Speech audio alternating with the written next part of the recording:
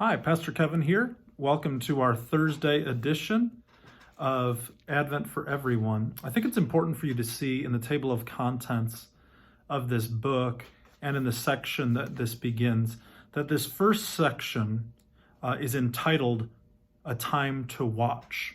So week 1 is a time to watch, week 2 will be a time to repent, and there's different themes each time.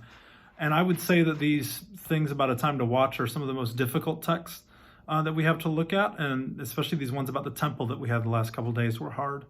This one today about the good master or the good slave who takes care of the things while his master is away is indeed an interesting text.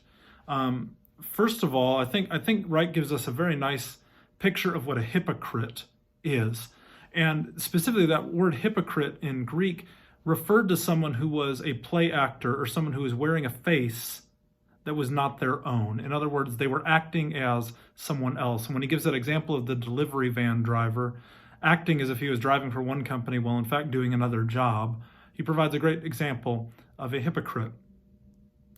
What is interesting, though, that Wright gets to in this passage is that for the reader of Matthew originally, they would have seen that Israel was God's original chosen servant in this passage. And the question is Israel going to be caught having done what they needed to do upon the return of the master? Of course, the answer that we know is, well, not really. But that's what underlies this text. We, as 21st century Americans, are so quick to view this as only talking about our own personal hypocrisy, or are we personally ready, when in fact, Jesus is probably speaking on a more corporate level, corporate meaning communal, to all of the people of Israel. Finally, I find it interesting that I think we immediately go to, well, am I going to be doing good things or bad things when the master returns, as if that's the only thing on the table. And Wright brings in this idea about really it's not just about the things we're doing, it's about, are we behaving in wise ways or in foolish ways? This difference between wisdom and folly in the Old Testament world, especially in the book of Proverbs. Wright says that part of being a follower of Jesus is not that we always get everything right, but that, like Peter among others, we quickly discover where we are going wrong and take steps to put it right.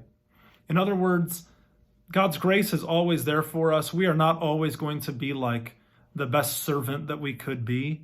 There are going to be times where we mess up, and yet God's grace is always there for us. However, God's grace does call us to account, and we should make an effort to live wise and meaningful lives. Have a blessed Thursday of your Advent. Bye.